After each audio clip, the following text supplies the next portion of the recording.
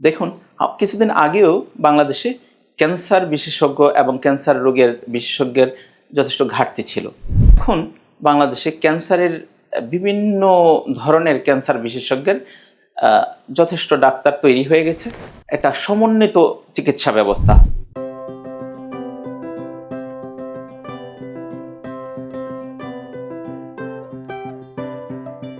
আসসালামু আলাইকুম, আমি ডাক্তার মোহাম্মদ আসাদুজ্জামান, মেডিসিন ও ক্যান্সার মেডিসিন বিশেষজ্ঞ, জাতীয় ক্যান্সার গবেষণা ইনস্টিটিউট ও হসপিটাল, মহাখালী, ঢাকা এবং popular diagnostic centre, Jasimuddin road, Uttara branch. Cancer একটি মারাত্মক রোগ এবং যখন কেউ শোনে যে তার শরীরে ক্যান্সার বাসা বেঁধেছে, তখনই তার মানসিক অস্থিরতা, কোথায় ট্রিটমেন্ট করব, কাকে দিয়ে ট্রিটমেন্ট করাবো, কোথায় ডাক্তার পাবো, এই জিনিসগুলোর প্রশ্নের উদ্রেক হয়।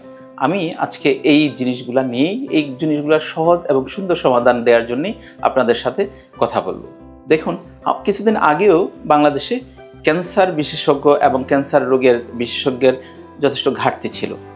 আমি বলবো, এখন বাংলাদেশে ক্যান্সারের বিভিন্ন ধরনের ক্যান্সার বিশেষজ্ঞের যথেষ্ট ডাক্তার তৈরি হয়ে গেছে এবং আমাদের দেশেই আমরা চিকিৎসা করতে পারবো এখন, আমরা আশা করি। দেখুন, আমাদের রাজনৈতিক প্রেক্ষাপটের কারণে আমাদের পার্শ্ববর্তী দেশে আপনারা ক্যান্সারের চিকিৎসার জন্য যেতে পারছিলেন না, ভিসার জটিলতার কারণে বা বিভিন্ন কারণে, এবং তাই বলে কিন্তু ক্যান্সারের চিকিৎসার জন্য আমাদের দেশে হাহাকার পড়ে নেই। এটা মিন করে যে আমাদের দেশে ক্যান্সার চিকিৎসার জন্য যথেষ্ট বিশেষজ্ঞ তৈরি হয়ে গেছে, এই জন্যেই এই জটিলতাটা ঠিক তৈরি হয় নাই, সেভাবে বোঝাও যায় নাই। আমি আরেকটু ক্লিয়ার করব। কিছুদিন আগেও আমাদের দেশে ক্যান্সারের ক্যান্সারের নিজস্ব সাবস্পেশালিটিগুলার ডাক্তারের কিছু ঘাটতি ছিল। এখন সেই জিনিসগুলা ঘাটতি পূরণ হয়ে গেছে। যেমন, ক্যান্সারটা হলো একটা সমন্বিত চিকিৎসা ব্যবস্থা, অর্থাৎ আমরা বলি যে টিমওয়ার্ক। একটা রোগীর ক্যান্সার হয়েছে, ক্যান্সার হলে ক্যান্সারের চিকিৎসার যে অপশনগুলা, সেটা হলো operation, that is surgery, radiotherapy, chemotherapy, hormone therapy, targeted therapy এবং আরও বিভিন্ন অপশনস আছে।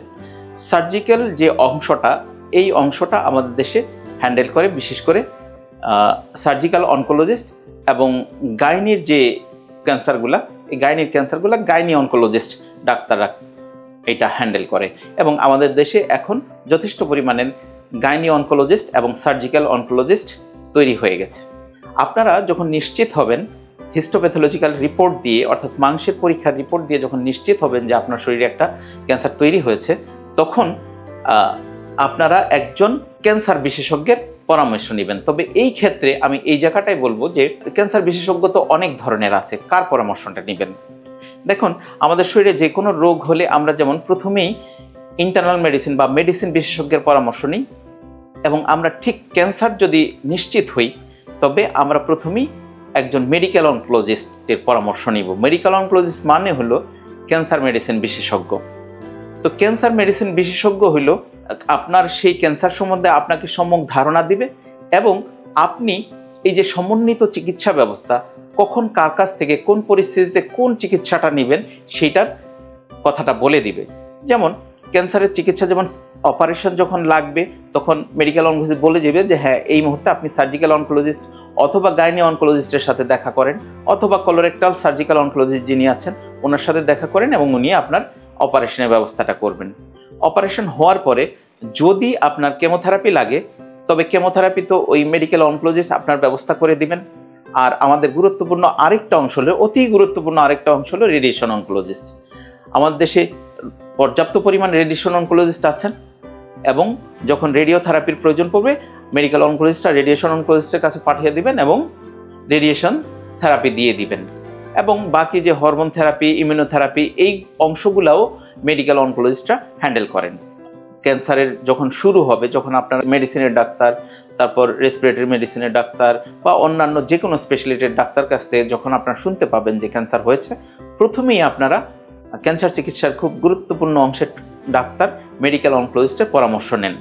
পরামর্শ নিলে উনি আপনাকে ঠিক করে গাইড করে দিবেন যে কখন কোন ডাক্তারের পরামর্শ নেবেন এবং কোথায় গেলে কোন ডাক্তারকে আপনি পাবেন সেই জিনিসটাও উনি ঠিক করে দিবেন এবং ওনার তত্ত্বাবধানে থাকেন এবং দেখবেন আপনার সব ধরনের ক্যান্সার চিকিৎসা সময় মতো এবং ঠিকঠাক মতো হয়ে যাবে।